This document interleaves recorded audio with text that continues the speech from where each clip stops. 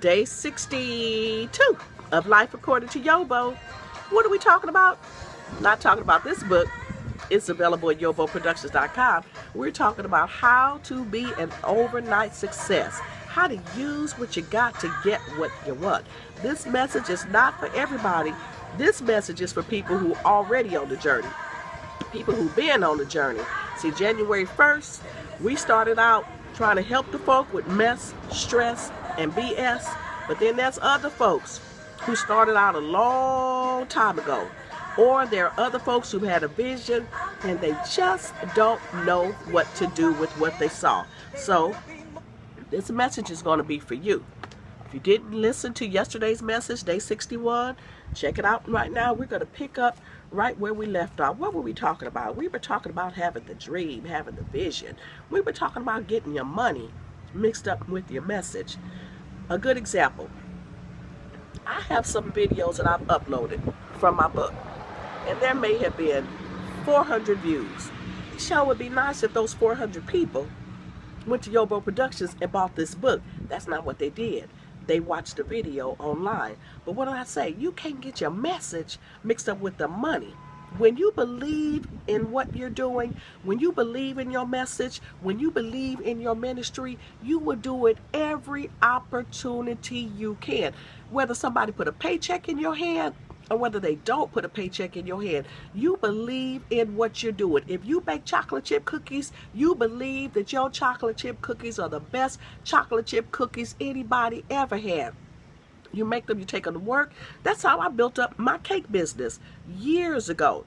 I took birthday cakes to work. If somebody had a birthday cake, I would volunteer to take it. And people wasn't paying me for the cake, but by the time I took 3, 4, 5 cakes, they began to say, how much do you charge to make cakes? So on any given weekend, I was baking 10 to 12 cakes and making money. So now that I'm here in Houston, Texas, and I'm not working, I want to get my little hustle going. So what am I doing now? I'm baking cakes. I made my aunt's birthday cake for her 95th birthday party, got all the way from Houston to Orange, and discovered I did not have my decorating tips with me. I still had to make it do what it do. I cut a hole in that bag and I just used the bag to decorate. My daughter told me this morning, she said, "Ooh, Mommy, I'm glad you told me you didn't have your decorating tips, because I looked at that cake and I thought, Mommy lost her touch." Oh no, baby, Mommy was making it do what it do. So what did I do? I did the cake. Well, my cousin actually paid for it. I ain't gonna tell no lie. She wanted me to order the cake, but I went ahead and I made the cake. And that'll just, hey, that's advertisement for me. I'm starting all over. Use whatever it is you do. If you preach, if you sing, if you're good with kids, if you paint, just do it. Don't wait for the paycheck. Okay, Oswald Chambers says, God gives us a vision, and then He takes us down into the valley to batter us into the shape of the vision. What does it mean to be battered? That means to be beat. Have you ever seen a sculptor that has a big rock and they have a vision in their mind of what they want to create? We may look at a statue and say, oh wow, that's a beautiful statue. How did the rock become the statue? You got to take the little chisel and you got to batter that piece of rock into the shape that's in your mind. The rock then becomes the vision. And that's what happens with us. This is why people get frustrated and they feel as though it's taking too much time. But you have to realize you're being battered into the shape of the vision. The vision, my first vision, I was walking through a parking lot. I had on a white top. I had on some denim pants. Lord, I'm out here on location and the wind blowing. Okay? It might fall down again. I don't want to stop what I'm doing. So if my phone falls down again, I'm going to pick it up. We're going to keep going.